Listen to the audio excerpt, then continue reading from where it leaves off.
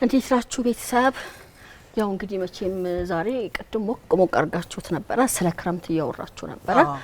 ከክረምት ጋር ደግሞ በጎደት ይታሰባል። እናንተ ያላችሁ ሐሳብና ስሜት በተለይ ክረምት ላይ እንዴት ነው? እኔ እንግዲህ ቡናዬን ይሄው አሟሙቄ ይዤ ቀርብ ያለው ዛሬ እንጆሪ ይዤላችሁ መጥቻለሁ ከጊቤ ቤት ተባለው። ባለፈው ሮማን ቃል ገብቼ ነበር ግን ደርሶ ያገኘሁት ይሄን ነው። አንቺ የምታውቂው ይሄ ትልልቁ ሆኖ ቀዩን ነው እሱ ፈረንጅ እንጆሪ ነው። እኛ ልጅ ሆነን የበላነው ይሄኛውን እንጆሪ። በጣም ነው የሚጣፍጠው። በተለይ ይቺን ቤት ውስጥ ይበቅላል። ምናልባት አዲስ አበባ አላውቀውም የሚበቅል ፍራፍሬ ይሄ ብቻ መሰለኝ አይደለም። ኮክ አለ፣ ኮክ ይበቅላል። አሁን እኔ ጋር ፓፓያ አለ፣ አቮካዶ አለ፣ ሙዝ አለ፣ ዘይቱን አለ። የሚበቅሉትን የሚያፈራው ነው የምነግራችሁ። ዘይቱን አለ፣ ወይን አለ፣ ዘይቱን አለ። ሲደርስ አመጣላችኋለሁ። አፕል አለ፣ ፕሪም አለ፣ ማንጎ ራሱ ይበቅላል። ምን የለም የሌለው እንግዲህ 16 አይነት አለኝ። ቀድም ሙሌ ሀረር አለ ያለቻቸው ማላቃቸው አሉ። እነሱ ናቸው የሌሉኝ። ወደፊት እንግዲህ ኖሽ መላን አላቃቸው ቆራ ዛሬ ቁጥሩ ጊዜ ያሳለፈን አይደለች ግን እየተከለን። እስቲ ስለ ክረምት ትዝታዎቻችን እናውራ። ስለ ድሮ ክረምት ያው ለትዝታ ይወል ከእድሜ ይለያያል አይደል? ትልቁ ነገር ያው ትምህርት ቤት ይዘጋሉ። ጫማችን እናረጋለን ምናምን ከዛ መሯሯጥ ነው። የሽቦ መኪና እንሰራ ነበር። ሽቦ መኪና እንሰራና በቃ እሱን ያሉ መዞር ነው።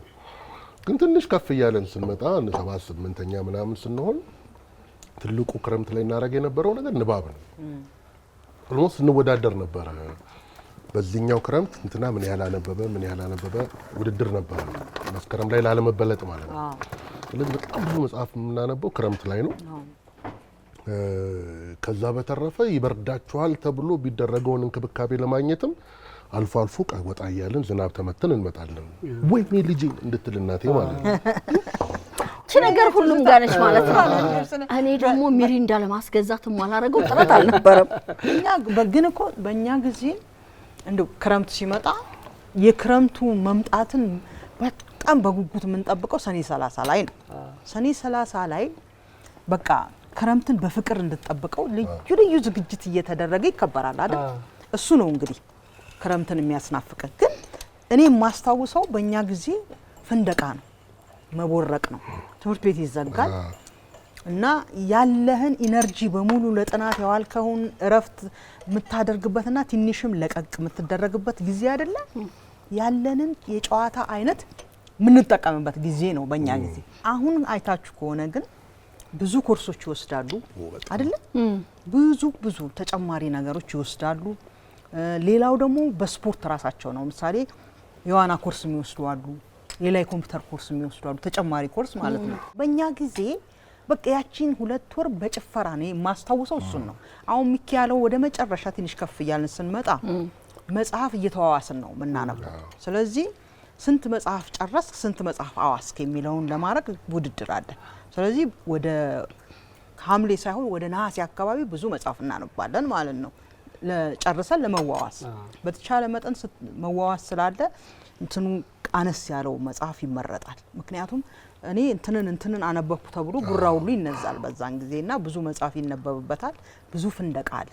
አሁን ለየት ያለ ነው። እንደው በጎ አድራጊ ልጆች እንደገና በማህበር የሆኑና በየቦታው የበጎ አድራጎት ስራ ሁሉ ይሰራሉ። በርግጥ እንዳሁኑ ዘመን በጭራሽ አይገናኝም ከአሁኑ ዘመን ጋር የኛ ክረምት። አሁን እኮ አስመዝግበኝ እኮ መከራ ነው። የሆነ ሮቦቲክስ በቀዳ ሮቦቲክስ ይሉህና ከዛ ሮቦቲክስ አንዱ ልታስመዘግብ ስትሄድ አንዱ ኤአይ ምናምን የሆነ ስልጠና ይላል፣ አንዱ ኮምፒውተር። አሁን ምርጫቸው አንዱ ስዕል ይላል፣ አንዱ እግር ኳስ፣ ይሄ ኳስ፣ የክረምት ኳስ፣ ባስኬትቦል፣ ዋና። ምርጫቸው ቢገናኝልህ እንኳን አንድ ቦታ ወስደሽ ሰመር ካምፑም የተለያየ እኔ አሁን 3 አሉኝ። 3ቱም የተለያየ ምርጫ በቃ ሀሳብ ይዞኛል። ደግሞ የሚያስመዘግቡ ሊስት ይዘው መጥተው ገና ሰኔ ሊገባ ሲል ክረምት ላይ መወስዳቸው ኮርሶችና ሰመር ካምፕ እዚህ መሄድ ፈልጋለሁ የሚለው ዘመኑም አድሏቸዋል። አዲስ አበባ አካባቢ በተለይ ይሄ ሁኔታዎቹ በደንብ ተመቻችተዋል። ስፖርትም ልጫወት ቢሉ ይሄ ስልጠናዎችም እንውሰድ ቢሉ ከቴክኖሎጂ ጋር ከአርት ጋር ከስነ ጥበብ ጋር በጣም አጋጣሚ ነው። ይሁን ለምሳሌ አሁን ቀደም ሙሌ ሰኔ 30ን ስታነሳ ለምሳሌ እኔ አሁን ወደ ኪነ ጥበብ ዓለም ወደ አክቲንግ ወደ ቲያትር ምናምን የተሳብኩበት አንዱ ምክንያት ሰኔ 30 ላይ ድራማ ሰራለሁ። ሰኔ 30 ላይ ድራማ ለወላጆች ለማቅረብ ትምህርት ካለቀ በኋላ ለብቻችን ልምምድ እናደርጋለን። አስተማሪ እየጠራን ምናምን እና ሰኔ 30 ላይ የማገኘው ጭብጨባ በቃ እንደዚህ ነው ያረገኝ ነው። ከአንድ እስከ 3 ስለማልወጣ በሱኝ በሱ አካክሳለሁ ያስታውሳሉ አንድ ጊዜ እና እሱኛው ራሴ አሁን ወደዚህኛው የመራኝ እሱ ነው። የዛሬ ልጆች ግን በጣም የሚፈልጉትን ነገር የመሞከር በጣም እድል አላቸው። ትንሽ ስዕል ታለንት ያለው ልጅ ስዕል ይሞክራል። እንዳልከው ሮቦቲክስ ላይ አፖች ዲቨሎፕ ማድረግ ላይ ምናምን ይሄዳል። ኢቭን አሁን በጎ አድራጎት ብንል ድሮ የት ብለን ቀይ መስቀል ነው ይሞላል። ቀይ መስቀል ወዲያው በዛ ላይ ብዙም ገና እድሜ ገና ነው ተብላ አይፈቀድልም። አሁን እኮ ጉዞ ሁሉ ሄደው አገራቸውን ያያሉ፣ የተለያየ ቦታ ይሄዳሉ። አንድ በል እንደገና ደግሞ እንዲሁ ተሰባስበው በቀይ መስቀል ካልከው እንደሱ በየሰፈሩ አለ እንደዛ አይነት ነገር የሚሳተፉበት ነገር ብዛቱ። አሁን ደግሞ ሶሻል ሚዲያውም ራሱ ይጠቅማቸዋል። ምክንያቱም ለጥሩ ነገር እኮ ከተጠቀምከው ለትምህርት ከተጠቀምከው ብዙ አይነት ትምህርት ትማራለህ። የክረምት በጎ ፈቃደኝነት ፓኬጅ የሚልም አለ። እኔ አሁን አዲስ አበባ የበጎ ፈቃደኝነት አምባሳደር ሆኛለሁ አንድ 3-4 አመት በተደጋጋሚና የክረምት በጎ ፈቃደኝነት ፓኬጁን ቀድመው ይሄ ቤቶች ማደስ፣ ጽዳት፣ ይሄ ግሪን ሌጋሲው ይሄ ችግኞችን መትከል፣ ህሙማን ሆስፒታል ሁሉ እየሄዱ ህሙማንን ማስታመም፣ ሰዓሊያን የሆኑ ሰዓሊያን አሉ በየሆስፒታሉ እየሄዱ ስዕል ሁሉ ይስላሉ። እንደገና ደግሞ ኮዲንግ ስልጠና በጣም ብዙዎቹ ልጆች በቃ ጎብዘዋል። ግን እኛ በቃ የተለየ ክረምት ላይ እንደው ማረሳው ምንድነው አያቶቼን ጥየቃ ገጠር ይሄድ ነበር። እሷን አያቶችን ጥየቃ ገጠር ጅማ የእናት ያክስታለች እዛ ሐረር እና ድሬዳዋ የክፍለ ሀገር ለመጀመሪያ ጊዜ በባቡር ሄጄ ሙሉዬ በቃ ብርቅ ሆኖብኝ ክረምትን እንደ ልዩ እንትን ማስታወቅ እሱ ነበር። እድል ነው። እኔ በህይወቴ በባቡር ሄጄ አላውቅም። ሄጄ የማላውቀው የትራንስፖርት ዘርፍ ባቡር ነውና ባቡር ሲገባ እዚህ በቃ በባቡር ሄዳሉ ብዬ እስከ ዛሬ ነው። ስለዚህ አሁን ክረምቱን ይዘናት እንሄዳለን። ሙሉዬ ክረምቱን ራሱ የቡና ወጋችንን የቡና ጨዋታችንን ከአዲስ አበባ ድሬዳዋ በሚሄደው ባቡር ውስጥ አረን ነው ስፔሻሊ አንቺ ብቻ ተዘጋጂ። ጥሩ ጊዜ ነው እያሳለፈን የነበረው። እኔ መቼም ክረምት ሲባል በቃ መብረቁ በረዶ እኔ በጣም ማስቸግር የነበረው በረዶ ነው።